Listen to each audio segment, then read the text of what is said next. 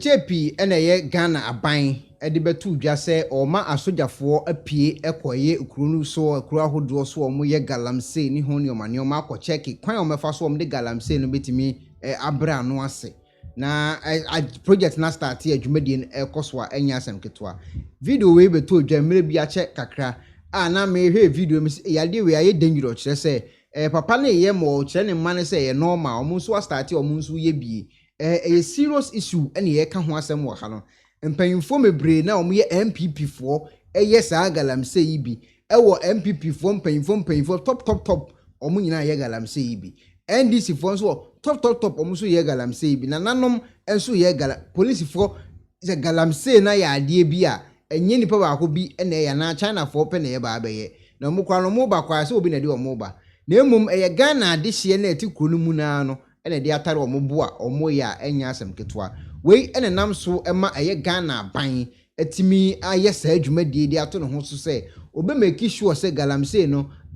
eso beti anase ebe brass and ebe jai kura because the rate de se nsuo esei ewo man Ghana ho no enya asem ketwa no odin obi wo ho anu onim de ye kan na wonte de ye kan ase se wonhu ha wa nsuo ni si esei ewo Ghana ha wa nkofo epe nsuo kura anom na omunya nom hu nsuo ni abeka se milo pa ne tai ho no na chese dumre bi e wo se ye nyina de ehu jim na ye bo hu dawuru yi na aban no timi hu ni se ehi asem se de be obetimi atie ye ne ye mpaebo na waye ede amaye because they say no check the whole Ghana system na da wo sa no se helicopters ye de ama eye soldier ne police fo mo nam ewie mu hwe ba bi a GALAMSEY sites ewo ne ade no wo video no kura ore ebe ho video no bi elwa so busu na wani busu a wo hye kese na tie wo why imagine so kese na tie why imagine se ekuro Ghana na wa hwe asase ye da hoi na ye Ghana na da hoi a ntum se awreho pa na asikuro no so ekuro ni nyina sei ekuro ni nyina GALAMSEY na se ekuro ni nyina Ghana adihye nso na ase omo akuro sa o to why imagine se wo go kuro so na ekuro no plane ebe lande from plane e lande na kwan na se kuro wei eda ho se egwe ye Ghana aden na mutimi say the whole asase with GALAMSEY hey se le be obi benye sika dia to ni botom ana obi betimi enye na wono na hoto e wono abra bomunti sensu o asase na be sey o se de na be sey o emfo obi a ho we na nam so ema opanyini a oda ye nyina ya no na danko akofo ado aba abonten e dia betu dua se obi make sure ana se obetwa saade ni because ya de e kan na bra abo ho ansa na obetena aban mo oba bedi e president na bra abo pa na video bi betu dua na MPP ni bi kasa ne buafu ne ho na miami nim ade cropoti nti na opeso o chese ne buafu yentie video ni mu asem a panyin ka se ya baba shi na excavator se de ya ne buafu uti asem a opanyin no ebeka o video yi mu a o kire ewo ne nkasa yemu se edie nti na ya baba shi na excavator se de omuli tu gold yi excavator edie nti na ya baba shi no but me omule solution na se suggestion me make ni se ya kwan enye papa ye gates wo krom ho enye papa enti se contractors wo Ghana enti minya aban this is the time anka machines yi woji obi de na wo sizi a instead se obetwa gya to ma sell no nanka wapenkofo nanka omde akogyi kwan bi wa akura bi ase e de amawo dan se ebe sai kwane de ebe hye kwane de memom de minsusuye mu no nka aban no nge machine no on sizi no omo mfa nya adwuma okuro no kura na omo tu GALAMSEY obi kwa na okuro kwa kwan na nya papa omo mfa sa machines omo sizi no emfa nya sa japade no mfa ndwu kwan no so enye ye gates ene omo wie na ase ya na ase dan se ebetwa gyade atum ase machine kwa bra emfa so obi amba so tinka ban na eje machine na nko de machine ni kwa ye adwuma wo sa okuro na so ebi kura na omo kwan nye ebi omo kom ni kwa afuom kura so afu aye denden na omo de machines na ye sa adwuma no na ni omo wie na so omo machine na omo machine ba se otwegya atum na e ba se mo kwa ye kwan a afina mo ko han machine mo ko to machine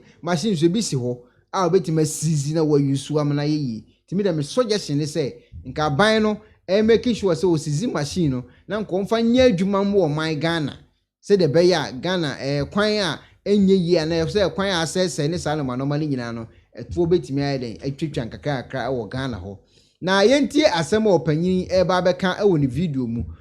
opanyin kire say ole ne kra eto ho de maaye NPP aban MPP aban ba no abese eye na dwuma oye wo muntie kasa wo ka wahala mu hese GALAMSEY na ye omoye no enye se wo ye de aboa o man no o ye se lebe onu ne mombotom ne beye ma wo muntie asem a wo ka muntie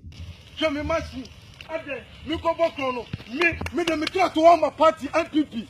try to want my party MPP me de me try to want my party MPP akotia on bizo pia ordinary kra ato ho ama MPP e wa akotia opa omusa obia okay ne machine ni omunhwe ne machine omuhwe ne machine ba ko se le ho next way MPP ni ordinary kra ato ho ma akotia se le be ya sa ban ni besisu a ne GALAMSEY a oye no because oye MPP ni to betimi aye ni de ni yie okay omuhwe no so enti mo pese ni pa ya den kono na mo pese ni pa bo kono ade ye bo party say ye ba me mfaso na say bo party say ba ka waka kasa bi wa ha dangerous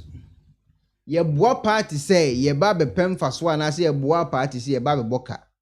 that is one okodon MPP party ni because say ebedu mire bi a party no epeso omo ye bibi because wo ye party member ntini ye be ina sinchen ni amafi omo maka no ntinka GALAMSEY ni koso no ni party member de ngenja no na nkonya ni GALAMSEY because oboa party ni ma party ni ba so ntinka opemfaso o party ni so ne nsa anka mfaso no ne bufu aba no te mfaso no ni benya enti na nsa ase no omo se no enye bibia enti enye se mfaso a okuro ni benya o mfaso a ono a wo ye adwuma no ono momu benya enti na omo se asase no eno ana maka che ono ana eka because ye boa party si ebenya so mfaso anase ye boa party si ebeboka na se ono ehun no odwene enye o man Ghana na esi ho no enti GALAMSEY na wo so mo stop it because ekoye MPP ni NDC a ombe say asas ni nyina de amaye dey ade no mo yesa abandenye sana ya de ewiase de kwahi this obi ma chama kwa this am here da ko chata machika ba ku de to machimi enu this am here de mi ye mama kwetefo nyam na spesere me mu ya ma kwetefo nyam na tra pipi mu ya ma kwetefo nyam adai okay etie opanyin asem a ono onfa ho ni nsuo na ese no ena onfa ho ni asase a ese na emom de hia ne ye ne gold ono no pese nko gina MPP din mu di tuo a amaso na ama ne buafu afe yenkotie eye nsem a ekoso emre a asojafo ne tie omho gu nsuo so omo kwa check GALAMSEY no mo hwe de ekoso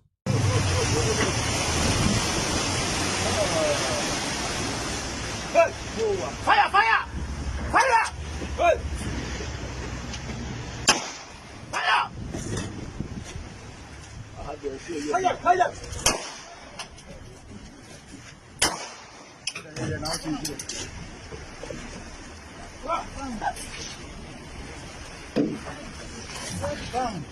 wanga se wahu Ghana ade hye ne gu nsuo so se omo ansuo no omo wi omo abo aban so bo se omra mba ye nsuo mo omo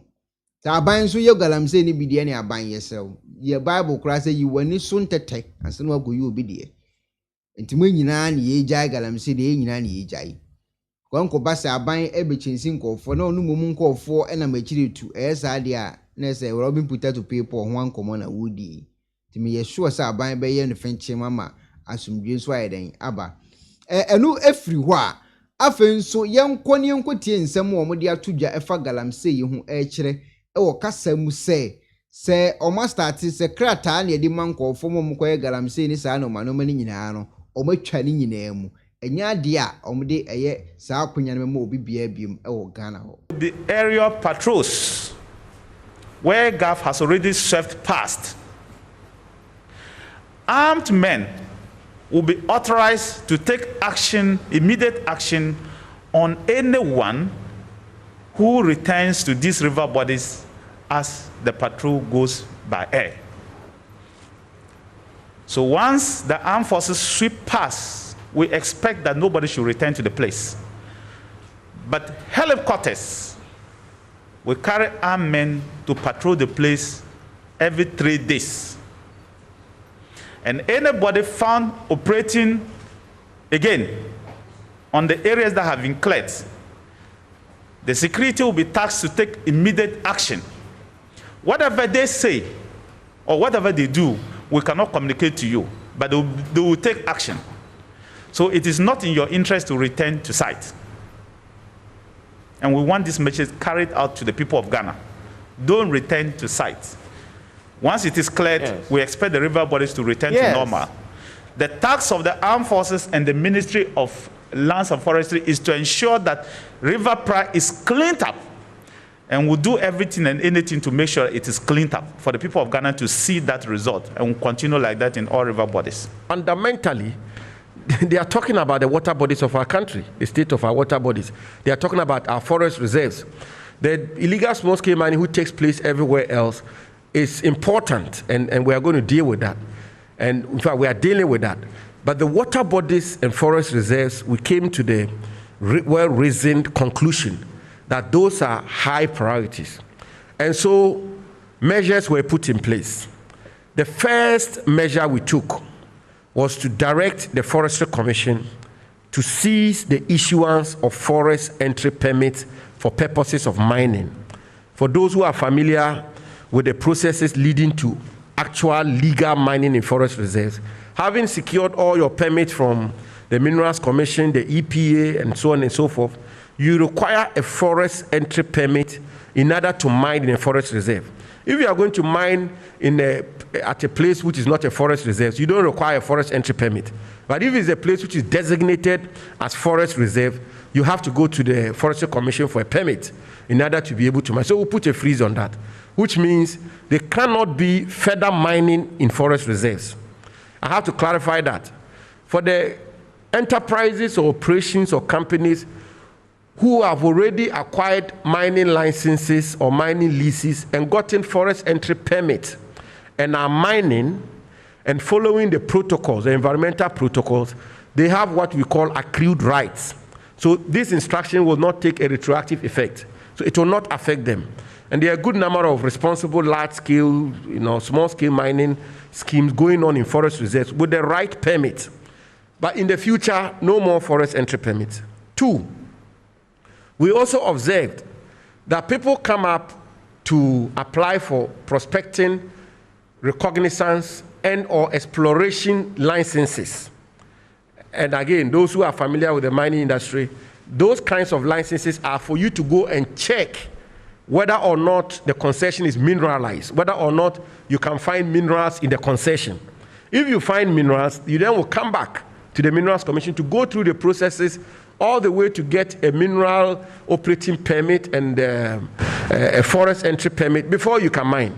But we observe that people come, they get the license for prospecting,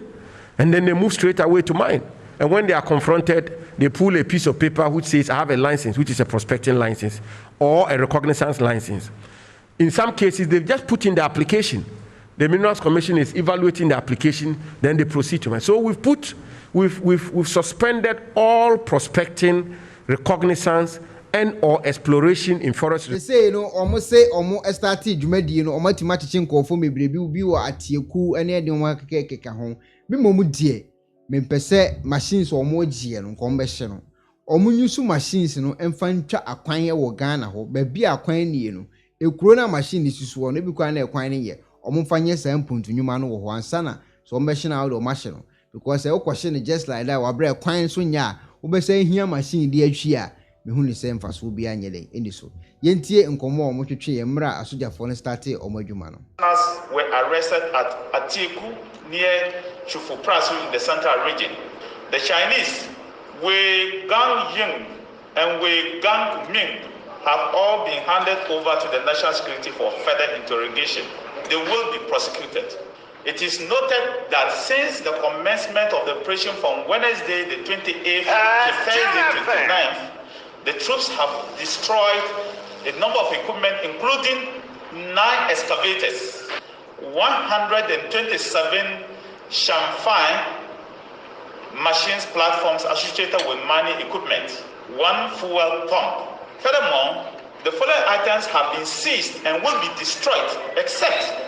items that will be used as exhibit in courts. Say, and omudi tuja, and good to my start here, bibisa. We all go with them, but some best machines nedia. Me suggestion is en use machine and find chat a quine was a crew so an empress one so. Na ekuru manon so ntimi nya so mfa so me da ase so he program which me do so wa dwenkyere agu ho de me kan adwenkyere ni ba akufo tirim ye nyia na yedi nkomo obetimi do comment nso agu